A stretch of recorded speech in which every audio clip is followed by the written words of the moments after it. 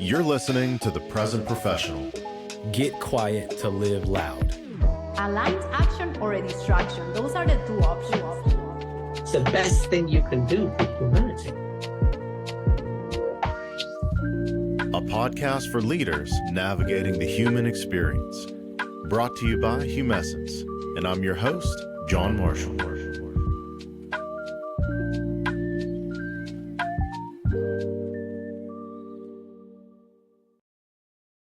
Welcome back to The Present Professional. Today, I'm excited to welcome Dr. Angela Jackson, a Harvard lecturer and researcher and the founder and CEO of Future Forward Institute. Her work focuses on how we design work in a way that actually works for people while still driving real performance. She's the author of The Win-Win Workplace, which we will link to, of course, and her research challenges the idea that performance and well-being are in tension, rather showing instead how they reinforce each other. Angela, welcome to The Present Professional. John, thank you so much for having me. Of course. So before we dive into the work, I'd love to hear a little bit more about what initially pulled you into this question of redesigning work.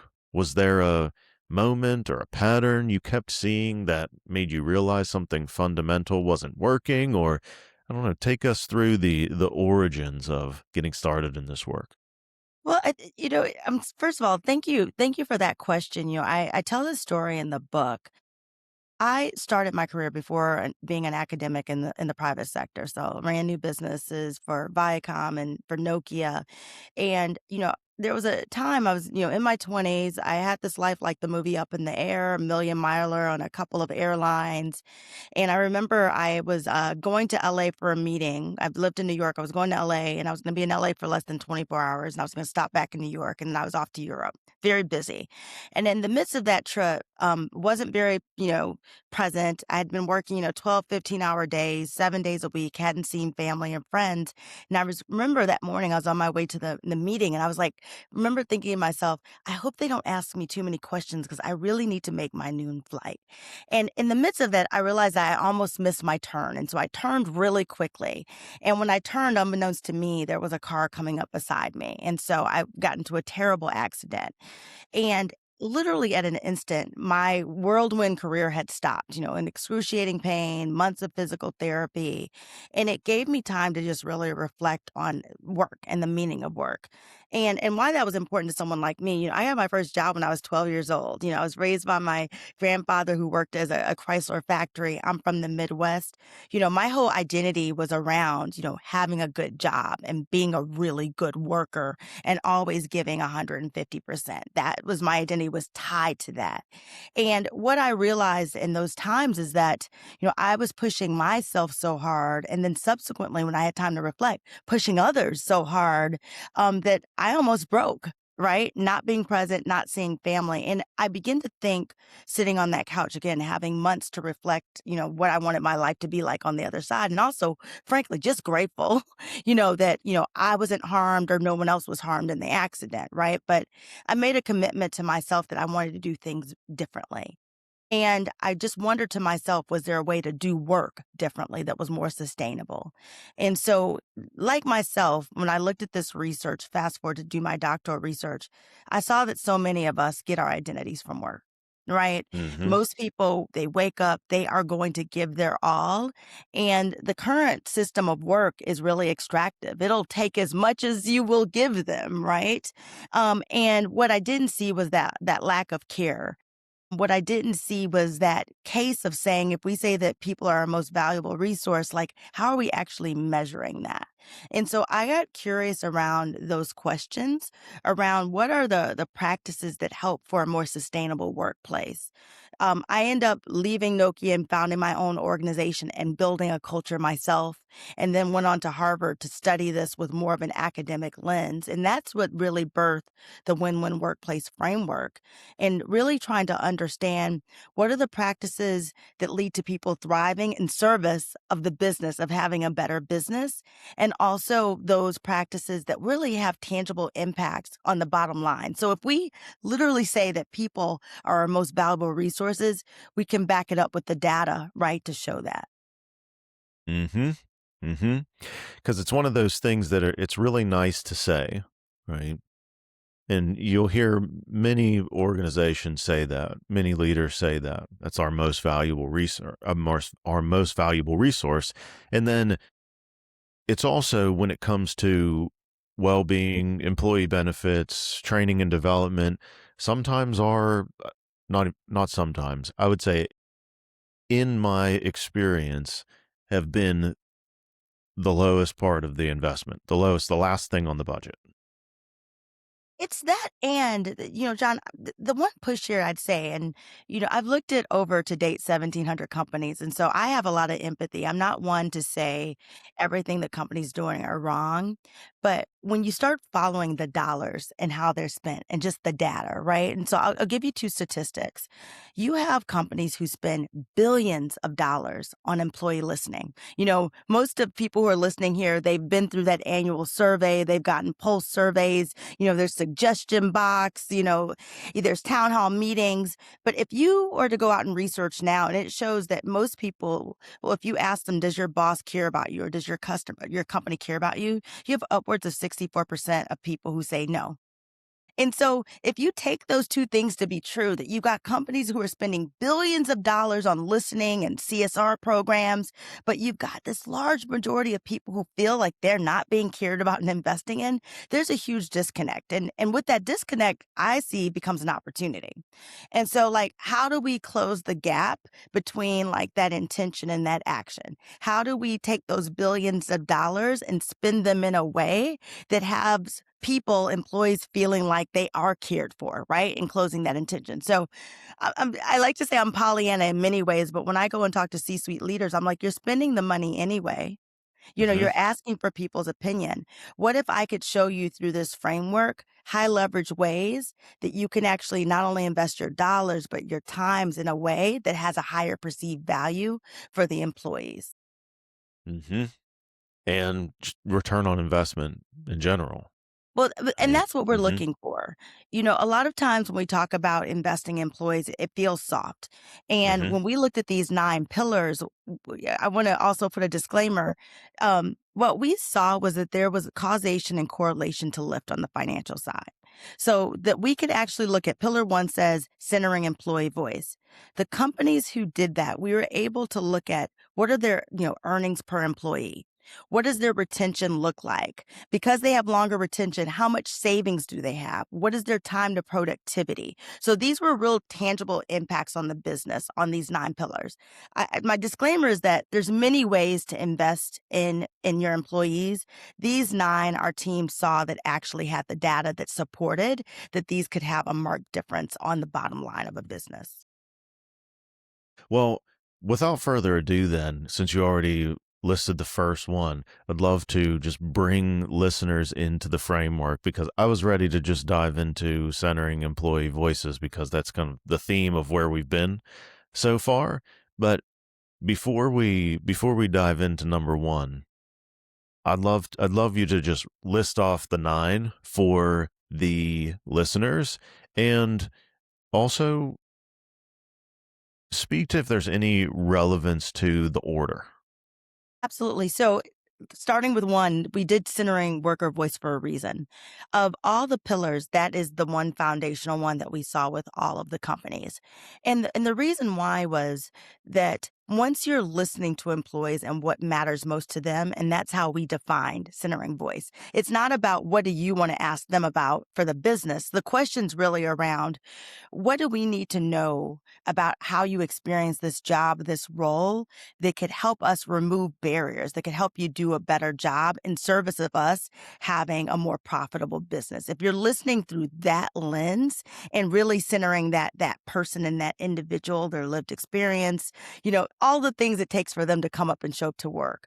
And so that's number one. The other pillars, 2 through 9, what we saw were companies, based on what they heard with pillar 1, they might implement another strategy that really is connected to the listening. So when you look at pillar 2, it's really around how do we, our relationships, and we call them win-win workplace relationships. And so what we saw in companies is that while there might be hierarchies, these companies tried to lessen the felt reality of that, really making sure that people at all levels were getting to know each other, that we're connected, that, innovation wasn't just in one floor, that everyone could bring their ideas to bear. Number 3 is really thinking about how are we thinking about the whole employee.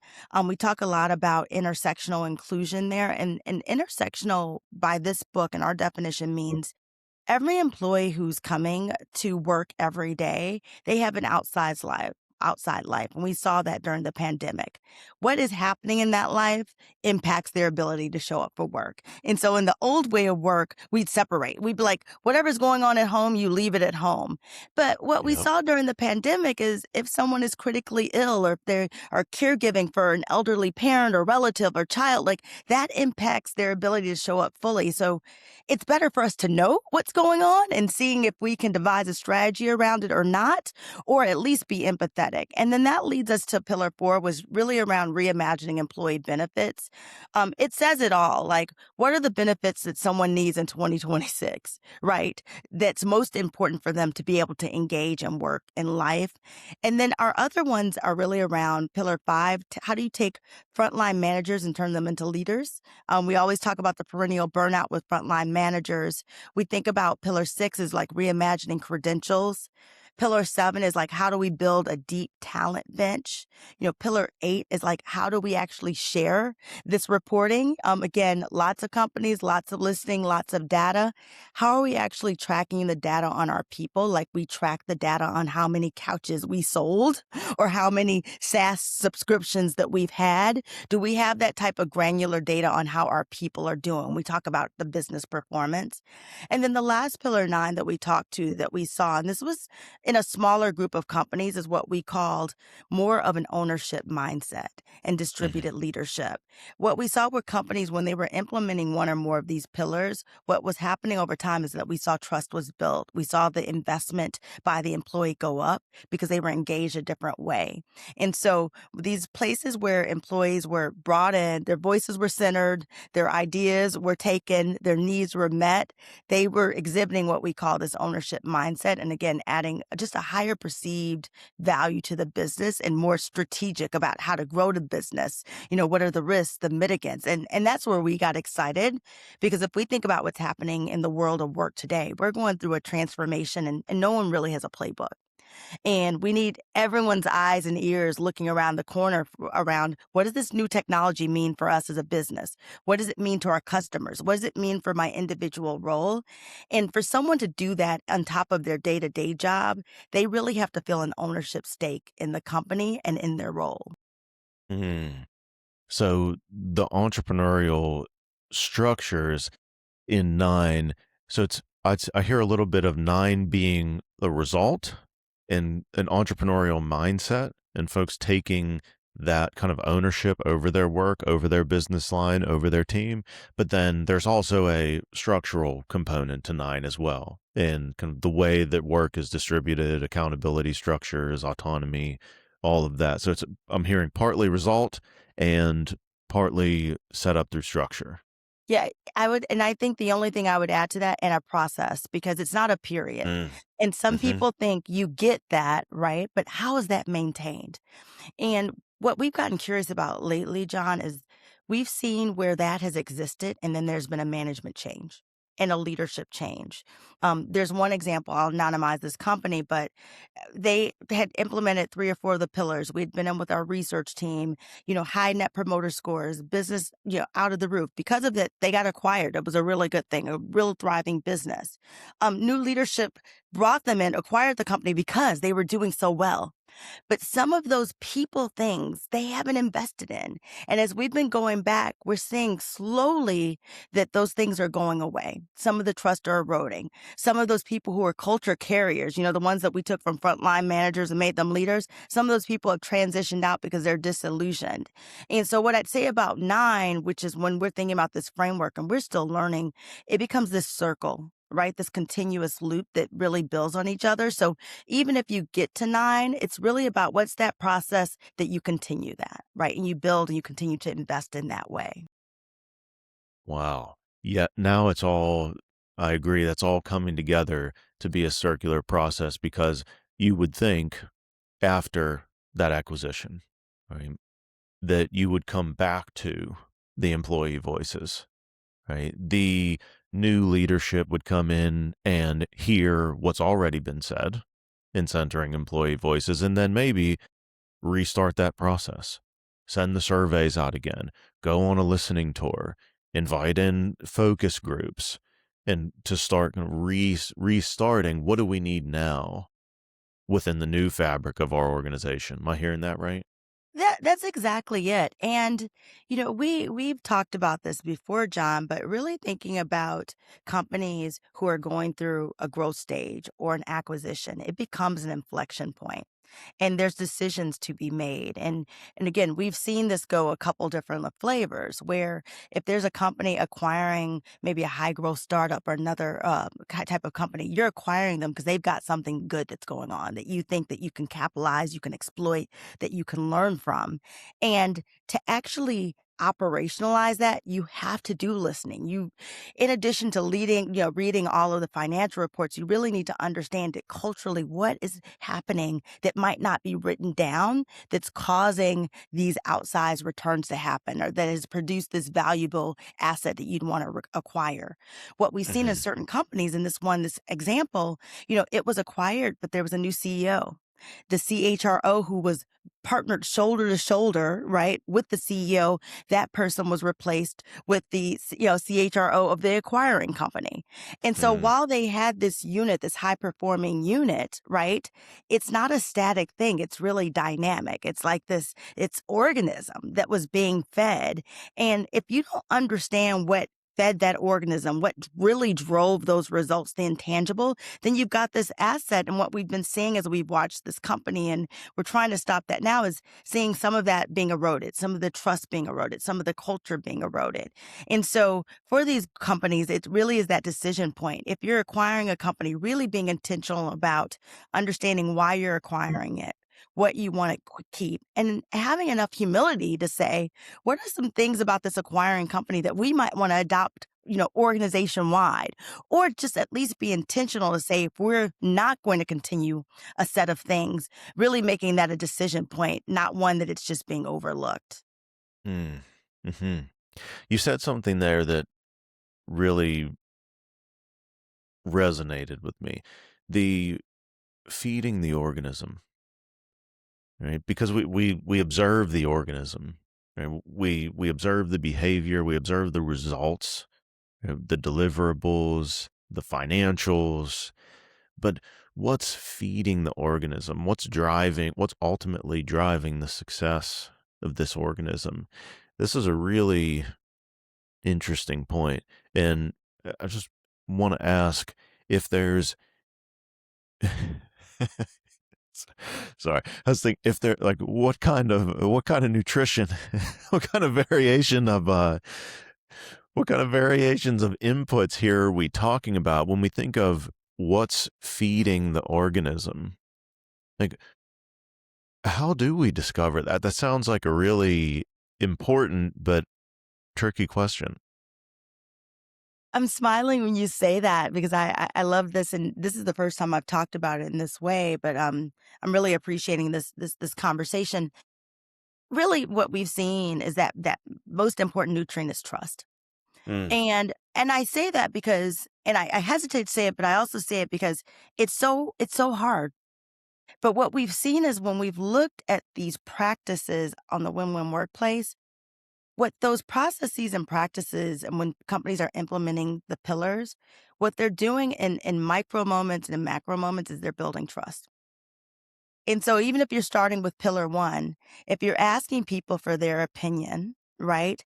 And that you are actually saying what you can do about it and what you can't do about it, and people are feeling that their words matter, that's building trust. I trust that you listen to me. I trust that if I tell you something, you're going to do something, or you're going to tell me if you can't do it. And I trust that you'll tell me why. And so you're repeating that over time. So that's what we're feeding in. It's this trust element. The second is, we're talking about relationships. I trust that you really want to have a flatter. Yes, we have hierarchies, but I trust that you really want to be in relationship with me.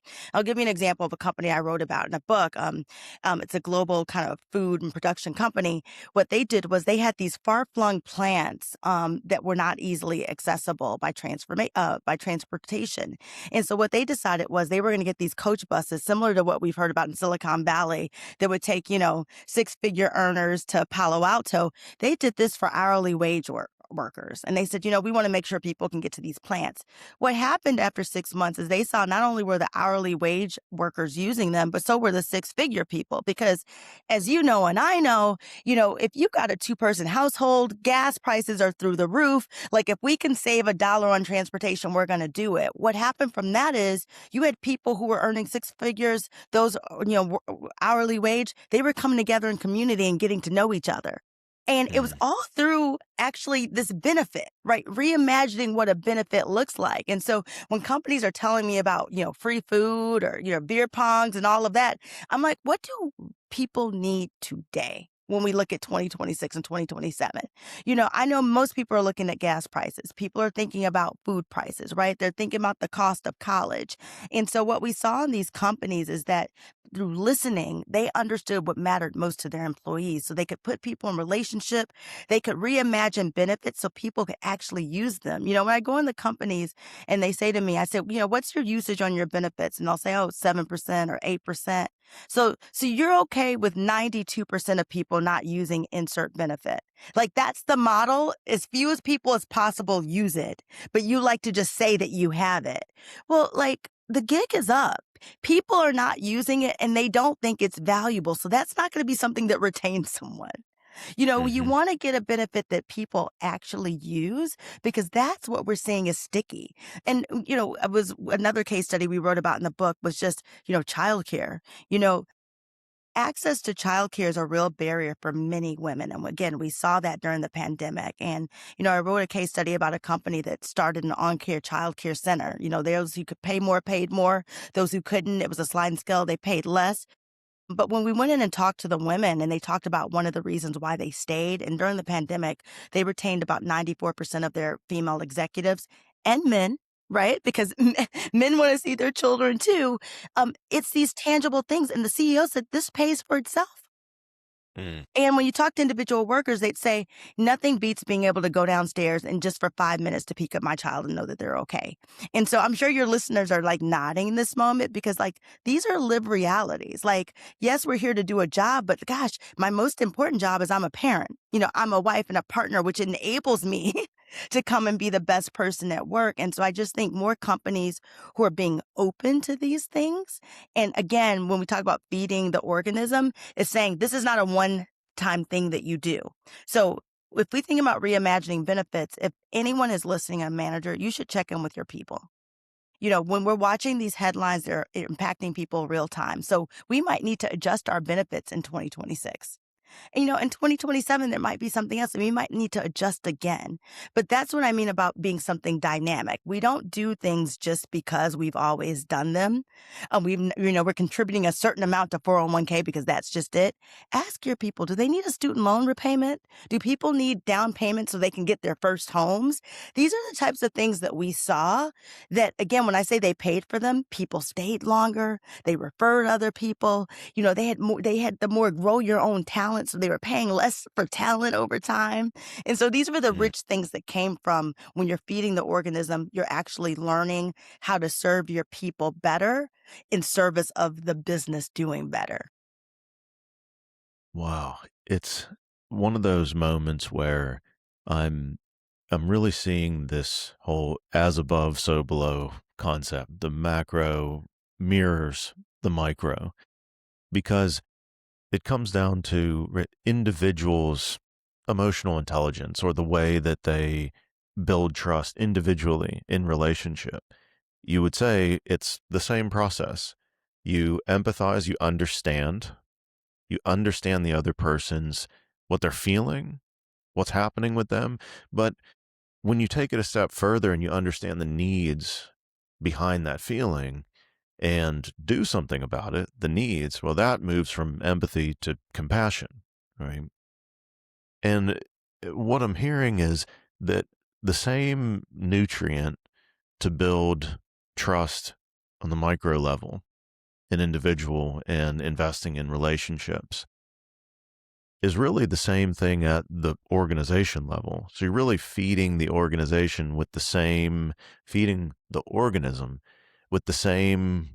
type of nutrient at a different scale. So at the organization scale, you're listening, you're understanding the needs, and you're meeting the need, right? And being transparent, purposefully transparent through the process, because will always be things we can't share with the employee base, and right, and there's where you can purposefully and also share when you can't share, right? So there's this kind of level of transparency in building trust, and then this same process that helps us build relationships at the micro level is helping the organism that is the organization really become the win-win workplace over time. And that really is the goal. In the book, I do take some time talking about the zero sum workplace, and I'm gonna date myself. So I'm Gen X. When I think about when I went to work, and my frame, right, when I got into that car accident was you give 150%. Whatever's Mm-hmm. going on at home, you don't worry about it. If you don't see your family, that's fine too, because you're gonna work and you're gonna retire at 60, and magic's gonna happen, right? What we've got now in this 5 generation workplace is like we got a new generation of workers who have not bought into that. They've watched their parents like me burn out, right? They've watched their parents get laid off, be let down, right? They've watched companies, evaporate and 401ks and pensions go away. And so they have another calculus. And so a lot of people will talk about the generational differences and what's right with this generation or what's wrong. I don't spend my time there because the fact remains that they're going to be the majority of the workplace. And that's Mm-hmm. just full stop. And so and I had a CEO of Eversource. His name is Joe Nolan. I'll quote him on this. He said, when people start complaining to him about generations, he was like, I can't claim to understand them. He said in substance, he's like, but like, I know they're my workforce. So it's my job to get them. And he was like, and full stop. And what we're seeing is when I talk to leaders like him, they're moving more productively in this new world of work. They're willing to bend on their old frames and say, this might not be as relevant today. Mm-hmm. For the context we're in, for the people that I'm leading, for the business that I want to be. And so as any leader who's sitting there, whether they're an individual thinking about their own role, or even if they're a team leader, just really surfacing what are those old frames that you might be working for that may have served you. They may have gotten you to where you are, but may not serve you in this next chapter in a time when there's so much uncertainty and unknown. And so that whole social fabric of work where someone would say, in exchange for working hard, you'd say, you can stay here for 30 years. Well, no, that bargain's not out there anymore, right? That deal is no longer there. No one's believing in Mm-hmm. that deal. And even if it was there, I don't know if people want to stay that long. So if that was the value proposition, what's our value proposition today? And I think as leaders, individual leaders of teams, we should be asking that. As organizations, we should be asking that. And I think as individual workers, we should be asking what's the value proposition that this company is giving to me, right? So I can decide where I want to spend my one precious life. If you could give me one moment, I want to introduce you to today's sponsor, my company, Humescence. By listening to this show and putting these ideas into practice, you're already someone who cares deeply about culture, leadership, and how people work together. And at Humescence, we provide growth stage organizations with training and coaching to build the systems and leadership practices that build these ideas into their culture as they scale. To learn more about this, visit humescence.com and schedule a free consultation with me or any member of my team. So thank you so much for listening. Now, back to the show. Beautiful. So when I think of the organizations that we work with today, the leaders that we work with, I think there are some true culture champions, like some true people that would live into the framework and want to explore all of those things. Yet I know personally a lot of them that face the headwinds of driving just even one small, what's the word I'm looking for? Not technical change, but adaptive change, right? Where it takes the change for the organization to adapt to a new way of work, a new process, right? New questions that we're going to ask, new employee benefit systems, right? That they just face this headwind of driving adaptive change. So what do you say to the culture champion that is reading this work, that loves this work, that wants to start somewhere within an organization that it might not be bought at the highest level of leadership yet they want to take the first step? Maybe it's within their own team. Maybe it's within a suggestion that they make. I don't know. I'll leave that to you. Yeah, there's two things I think about, and I think this is a really important one in this moment. And it's really one of the questions I get asked a lot. What do you do as an individual? How do you affect change? The one is, if you're a culture carrier, the biggest thing, if you take away one thing from this book beyond the 9 pillars, it's what you measure matters. And Mm. so this book, everything that we talk about, it's really a data approach and data informed, because the data gives us some of the answers that we want. It illuminates, even if you have an old frame of thinking, the data could tell you something different. So for each of the pillars, one thing that we ask people to do is, like, one is understand what your current state is and what's the data that you have to prove it. And so when we talk about retention numbers, we have those handy. I was working with a large bottling company, and one thing that we looked at, they knew they had sort of a retention problem, but they didn't know how painful it was. What we looked at is we disaggregated all the retention except voluntary retention. And the reason why we looked at voluntary retention, we're like, these are people that you've hired because otherwise you'd love to keep, you thought that they were great, and now they've left, they've walked out the door. So if we were to isolate that number of all the great people that we're losing, how much are we losing as a company? Take that number. And I remember the person that we're working with, she took that to the C-suite and said, this is what's walking out of the door in terms of voluntary turnover each year for this department. I think that there's a problem. That opened the conversation. So if you are a culture carrier, actually try to get really smart on what the problem is and see what data that you can collect that would validate that, either from your own individual role, from your team. You might have to find a co-conspirator. So that's your entry point to go in with the problem of practice. And then what you want to introduce, depending on the pillar that you'd want to track, what we have in each chapter is the stat on how implementing that pillar has tangibly improved the business. So if they're looking through that, with your C-suite or your CFO, is it earnings? Is it retention? Is it cost savings? Pick your flavor of the number and make sure that you're speaking their language and what's important to them. And then I'd say the third piece is, try piloting. A lot of times when we see something that's a massive problem, it might be a company-wide problem. It might just be a department. Is there something you can do in your circle of influence that could show people what a better way looks like? And I'll give you an example of this. We had one manager that was in a real toxic environment. But this particular manager, we coached them. We said, what can you do with your team? How can your team be an outlier? And because the team was an outlier, they could take that data and say, this is what we've been able to do with our team, and we think our results are X because of this. Frame it with what the outcome could be. And then I think the last thing, and we have to be honest here, every company is not going to be for every person.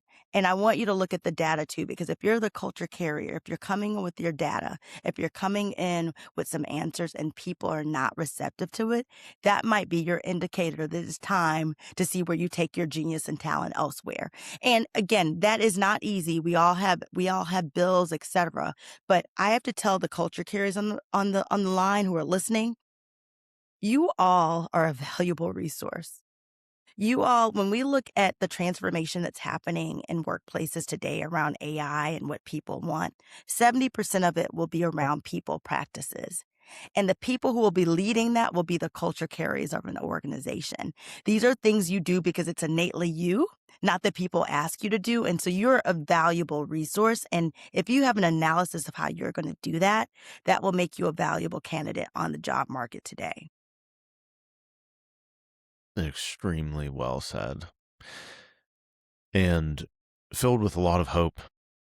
I think there's always like, for folks that are thinking about this, that are thinking about, well, what people need, right? For folks that are thinking about, what do we need as human beings where we are winning at work and winning at home, right? Where we can find balance. And um, I always hesitate to say the word balance just because I believe it's a state that doesn't really exist. I think we're always kind of moving around that equilibrium, but I would say less elasticity, if you will, Right. around that to be able to merge who you are at home with work as well. And that's a lot of the work that we do with Humescence as well. Is we always say at the beginning of every workshop and training that, what you learn today, the skills that you'll be practicing today will apply at the conference table and the dining table. Because it's just one life, right, John? And like we spend 2/3 of our life at Hmm. work. And a lot of people, and when we wrote this chapter on intersectional inclusion, this thing jumped out at me. I'll tell your listeners, you know, um, they talked about men and they talked about white men, and a lot of people are saying how, the world is built for or against. What it said was 63% of white men were covering some aspect of their identity. And so when people try to divide people, I say, no, this is actually the workplace is not working for a lot of us. And so what we're asking for is not asking too much, right? You're saying, what do I need so I can actually bring my full self and be productive on behalf? And there was one tech company, there's this programmer who's pretty well known and he's always trying to get poached. But one thing he said, he stayed with the company because on Fridays he loved to leave early to go play his guitar. That's just his thing. He's, played since he was a kid. And he remembers saying, he goes, they allowed me to do that and they trusted me enough to do that. And it's things like that why I stay, because I'm allowed to be fully me. They know I'm going to get the work done. But that didn't cost the company anything. That was just giving someone space to actually say what was important to them, and it gave the manager of the company an opportunity to honor it. And that's what we're talking about. It's maybe it's not balance, but maybe it's this kind of symbiotic relationship, right? Like it's not so drastic when I leave home. Now I'm work mode Hmm. versus I'm home mode. Like how does that like transition a bit easier? Exactly. The the flow into it and out of it. And so I feel like we've talked a lot about listening, a lot about hearing people and meeting those needs and the companies that are doing that and how they're becoming more autonomous and entrepreneurial and the structures against that. But there's a piece of the book I feel like we haven't quite hit yet. And we talked a little bit about activating frontline leaders, but I'm curious how that overlaps with hiring stars versus prioritizing credentials. I think one thing I talk about in the book is a lot of us have become accidental managers. And in the book, I talk about that. I was 23 the first time I was promoted into management. And, I just thought I knew it all, and I remember I had two women that reported to me who were older than me. And one in particular, I just couldn't understand why she wouldn't get with the program. I'd come in early, I'd stay late. She'd come in maybe on time. She was leaving a little early. And I'm like, we have so much work to do. Why isn't she getting it? And I remember I had so many learning conversations. And at the time, my learning conversation was just me telling her what I wanted and me listening to like whether she's going to do it or not. And finally, she got fed up with me and she goes, Angela, I'm going through a divorce. And, my daughter, Julie, is at home and I need to be there at the bus stop to pick her up. Daughter was 7. And I remember in that moment, I felt completely like a heel because I didn't know she was going through anything. Of course she needs to be home to pick up her daughter. Um, but I say that to say, I was promoted into management because I was a great individual contributor. And most people are. No one ever trained me to how to be a people manager. And what is a good people manager? We usually manage how we were managed, for good or for bad. And so what we saw were companies who actually put a bit more emphasis on identifying who are the people who should manage people. We saw with companies also creating pathways where if people wanted to be an individual contributor, that they could do that and still advance in the organization and not necessarily take on those responsibilities. And then three, they would again support these managers ongoing. We saw a marked difference in how businesses were performing. In the book, I talk about a global financial firm. I had to anonymize, but people can use their imagination. They saw how their managers were saying they did a study of bank branches, and they could tell by the number of assets they had under management at each bank branch, they could map that back to how the employees in the branch felt about their manager. And as people felt better and were more invested in, and the managers were better trained, we saw the assets under management as a percentage go up. So when I talk about a tangible impact on the business, it was critical. And now they're training every manager, whether they are promoted or they come in from outside. What does it mean to be a manager in insert firm, right? Because they know that there's that Hmm. dotted line to the business. And your listeners are probably saying, oh, that makes sense. But of course, but unless you're measuring these things and looking at what are the levers that we can pull, you don't know. It might just seem that there's one branch that's underperforming. Let's see why. Maybe go out and do more sales, open more accounts. Could it be as small as, having a manager that's a better coach for people and a manager where people want to come in and support and work for? And that's what we saw. And that goes hand in hand with your question about credentials. When you have a better manager that's a people manager that understands their job is to coach, they look for potential. And a lot of times when we're hiring for credentials, and I know I'm at Harvard University, we're looking at that credential as a proxy for what someone can do versus seeing what has that person's lived experience been? Are they coachable? Could we promote them into a role and grow them into something? And so we saw that managers were more apt to look outside of an Ivy League degree or a four-year degree when they believed as a manager that they are good at coaching employees, because then they could look for potential in different ways. And for me, that's exciting because when you looked at the data, again, mapping back to the numbers, if instead of, especially high growth companies, instead of trying to compete for the same Stanford grad, what if you could look at the Santa Monica Community College grad that can do the job and potential?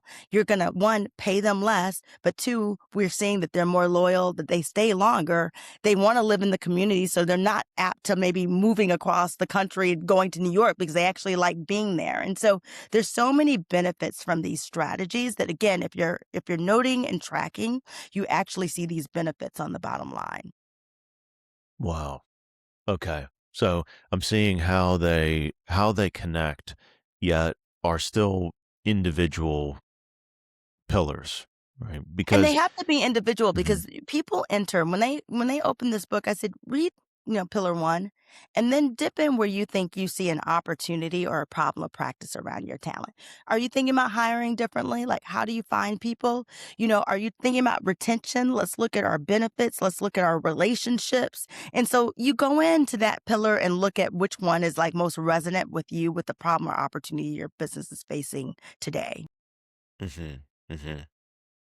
I agree, and that was exactly what I did, and I focused in on the prioritizing credentials and hiring stars.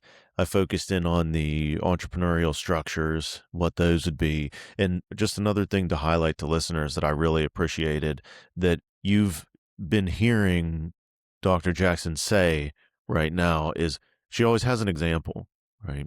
There's always a case study that brings the pillar to life for you. So it's one thing that I really appreciated about the book, and I think you will too. So you can see that this isn't just theory.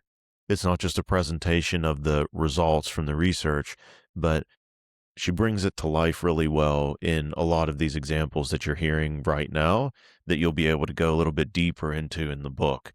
So when when I hear since we do a lot of leadership training and workshops and I have a lot of folks that come to Humescence and say, well, we need a management training program, right? We need to train this specific group of managers on communication skills.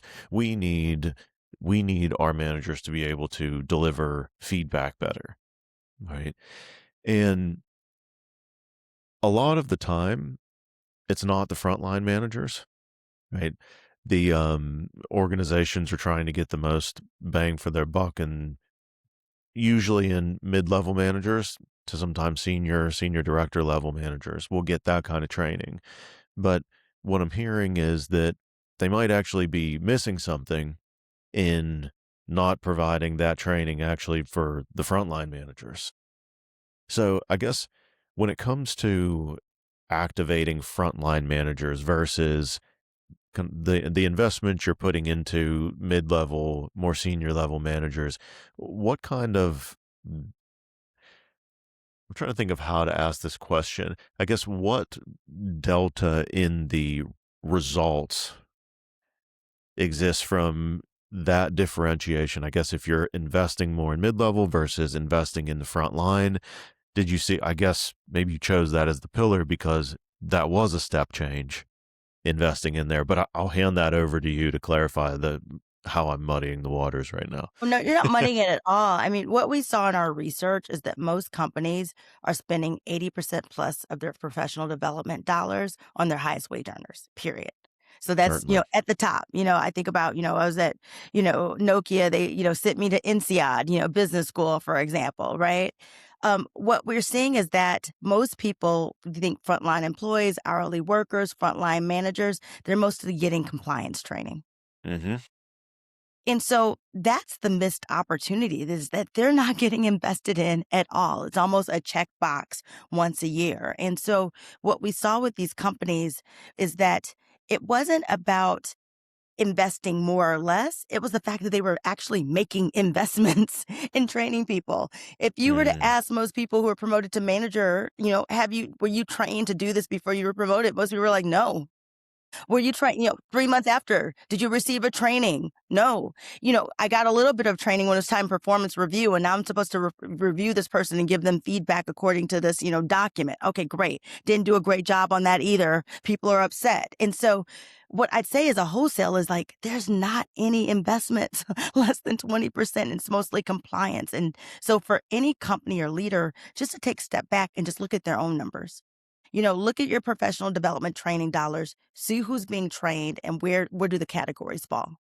And even a incremental change in that and saying, okay, if it's 80%, what if we were to move that just by 10% and do some intentional management culture training? What would that look like? And then measure the difference because that will tell you, should you double down or try something different? And I love what you said about management training. People always ask me, well, what's the right one? What we pulled together, and it's a new offering that we have, we call it the Win-Win Collective, is everyone that you hear these case studies in this book, they're real people. So if you were to email me, John, and say, connect me with a financial services firm, I could connect you with the global head of talent. And I think what's beautiful about that is these case studies are CEOs, they're CHROs, they're chief learning officers, other business unit leaders, and we've grown the community since then. They're willing to share what they've learned. And so I think it's really important for someone who's thinking about these things to find a peer, right? To think about which program did you choose and why, and what did it do for you? Right. mm. And what we try to do is aggregate the best people who we think are culture carriers themselves, bring them in community. So not only are we writing about them in this book, but it's actually a living, breathing community that we can connect people into. Mm. Beautiful. Beautiful. And well, I guess out of that community, what's emerged? What's the best leadership training? So, well, there's a couple things. So one is what really emerged from this book is, and we had our second annual one this year. We have the Win-Win Workplace Summit. We do that every May, and that's bringing a lot of these case studies to life. Right now we're up to, this book was based on 1,200 companies. We're up to 1,700 companies. And so what we try to do, if people go to, we'll share this link, winwinworkplacesummit.org, they will see the speakers, they will see the community there. So our one piece is bringing the people together, sharing this academic research, but then hearing from real practitioners about what worked, what didn't work, what did you need to change. The other piece that we do is we bring in a select number of technologists, innovators, management training providers, but anyone that we bring in has to be nominated from the community. And so that means someone in the community has actually used them and has ROI data behind it, because everyone has a new shiny object. Right. And I think we started this conversation about trust. What we are talking about is building trust within the workplace, but also we want to build trust within this community, right? That we can together solve some of these entrenched problems that we're seeing in the workplace. Beautiful. Well, this has been really, really eye-opening and such a great conversation. I mean, there's so many different rabbit holes we could go into with each of these pillars. And also, listeners, we will be, so what Dr. Jackson mentioned about the Win-Win Collective, the Win-Win Summit, we will be placing links for all of those in the show notes as well as the link to purchase the Win-Win Workplace. So if this piqued your interest and you feel like there's something that you can gain from going deeper into these 9 pillars, I highly recommend that you grab this book and follow what she said about how to champion this within even your team, your organization. So I guess that's probably the one thing I want to ask you again to leave listeners with. So to the leader listening, maybe they're the frontline manager that hasn't received training, but is interested in learning more from their team, in instilling some of these pillars into the way that they're running their business, the way that they're running their department. Um, what do you have to say to that person to give them hope to drive this forward in their organization? The biggest thing is when you're thinking about these 9 pillars, it's really not about money, it's about time. And I love that this podcast is called A Present Professional, because that's what we are, have a shortage of time today. And so if you're an individual, if you have a team, if you have a direct report, use that time that you check in. And when you check in with that person, say, how are you doing? And they're going to be like, oh, I'm fine. Say, how are you really? And they're going to, beyond work, just ask them. And they're probably going to give you a couple things. And maybe the first time you ask, it might be like, oh, I really am fine. But keep asking. By that 3rd or 4th week, I promise you, they'll start giving you information. And what I want you to do is just think about 1 to 3 data points that you could track for your direct reports to know if they're doing okay and they're fine. And start tracking that over time. What you will see are the benefits of 1 is learning more about them. 2, instead of trying to read people's minds, you'll have more data so that you can make decisions. You can better serve them. You can better advocate for them. You'll just have better data to be a better manager. And I think it's just really important to just think about, again, what are those 2 to 3 data points that you could say, I have my finger on the pulse of what's happening with my direct report, with my team or my organization, and track that over time to see what patterns are emerging for you. We have the data now. You've got, I look at mine, I track mine on notes. There's other platforms that you can use. You've got generative AI that you can take the insights on your list over 10 weeks and you can see what patterns are emerging. But really use these things and this time now to commit to yourself to say, I'm going to be more present with my team, with this company, with this boss. And again, track the data to see what outcomes that you have and where there might be an intervention point for you that might align with one of these win-win workplace pillars, because that listening will illuminate for you either an opportunity or a challenge that you can actually try one of these pillars on to see if it could have a marked difference in your business. I want to acknowledge you for one very specific thing. You make data so human. The fact that we can take every concept that we just talked about and always come back to the data points that are going to unearth patterns where people can actually make change, make recommendations, sell their programs, sell change upline. I think this is just a real unique differentiator in you and probably in your organization and the work that you're doing. And when we think about the realities of a capitalistic culture, you have to go there. You have to go there. So I just want to thank you for making the data human. Well, thank you for giving me this platform. One thing I told you when we first met, as an academic, you write this book. And for me, I wanted to take this book out of the library and into the street. And by that is being in community with practitioners, people who are doing the work to tell me what I got right, what they had to edit. And so I think the invitation to anyone's listening, I'd love to link in with you if you want more information. If you wanted to meet someone from one of these case studies, I'm always happy to make a recommendation from there. And if anyone puts in, if they link in with me and they say present professional podcast, the first 5 people to do that, I want to send them a book because we want to get this in the hands of more people who can actually use it. No one's getting rich from writing a book, at least not me. Maybe it's Mel Robbins or someone else. But like for me, my goal is to actually have people use this to impact change. So again, thank you for this conversation. It's what it's all about. Thank you so much for being here. And listeners, thank you so much again for tuning in to another episode of The Present Professional. You can find all of the links to everything that we talked about in the show notes. And again, any suggestions you have for the show, we'll hear you out. And please rate us and review us wherever you're listening. It really makes a difference in helping people find the words that were spoken today and those that will be spoken in the future. So thank you so much. Until next time.